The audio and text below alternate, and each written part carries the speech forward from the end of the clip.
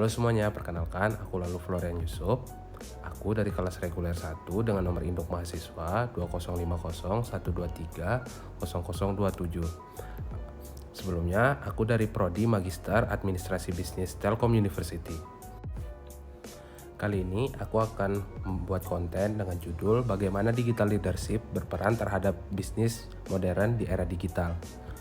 Yuk cek lebih lanjut. Sebelumnya aku mempelajari materi kuliah ini mulai dari minggu ke-9 hingga minggu ke-15. Materi minggu ke-9 yang itu memahami konsep dan prinsip kepemimpinan partisipatif, pendelegasian, dan pemberdayaan. Materi minggu ke-10 membahas tentang teori kontingensi awal dalam kepemimpinan yang efektif. Materi minggu ke-11 memahami charismatic leadership dan transformational leadership. Minggu ke-12 membahas tentang strategi leadership. Lalu di minggu ke-13 memahami kepemimpinan yang beretika, melayani dan spiritual. Lalu di minggu ke-14 ada tentang gender, diversity, and cross-cultural. Lalu di minggu yang terakhir ada digital leadership skill. Kesimpulan dari semua materi yang dipelajari ini yang saya dapatkan yaitu digital leadership membantu dalam memanfaatkan elemen penting dalam menyempurnakan kemampuan dalam membentuk kepemimpinan yang tepat di zaman sekarang. Teman-teman semua, apakah sudah tahu belum apa itu digital leadership dengan konsep-konsep kuncinya? Digital leadership adalah hal yang berkaitan erat dengan istilah digital leader atau pemimpin di era digital dengan gaya kepemimpinan yang menggabungkan proses operasional sebelumnya dan kecanggihan teknologi. Misalnya nih, platform online seperti YouTube, lalu ada Instagram, Facebook, dan lain-lain. Kemudian, seorang digital leader akan mengawasi dan membantu kinerja anggota timnya agar mereka bisa beradaptasi dengan transformasi digital tersebut demi mencapai tujuan dari perusahaan. Lalu, konsep-konsep kunci kepemimpinan digital yang saya dapatkan dari materi minggu perkuliahan ke-9 hingga minggu perkuliahan 15 dengan referensi yang saya sertakan dalam link deskripsi. Yang pertama ada pemahaman teknologi.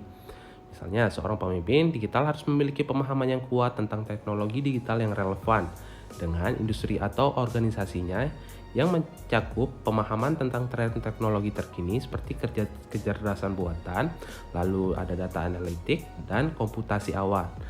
Kedua, ada strategi visi. Seorang pemimpin digital harus memiliki strategi visi yang jelas tentang bagaimana teknologi digital dapat digunakan untuk mencapai tujuan organisasi.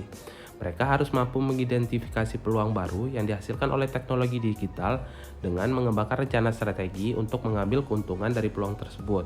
Yang ketiga ada keterampilan komunikasi digital. Kepemimpinan digital melibatkan kemampuan untuk berkomunikasi secara efektif melalui media digital.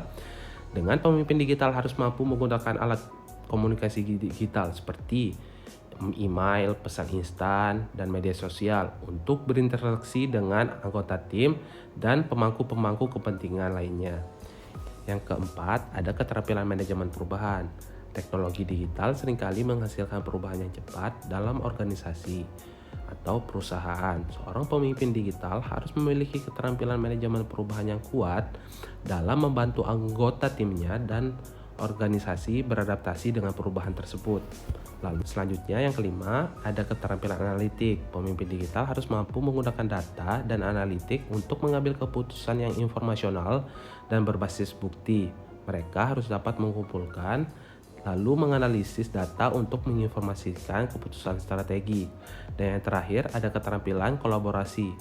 Kepemimpinan digital melibatkan kerjasama dan kolaborasi dengan anggota timnya dan pemangku kepentingan lainnya. Pemimpin digital juga harus mampu memfasilitasi kolaborasi melalui alat-alat digital dan membangun hubungan yang kuat dengan orang-orang secara virtual.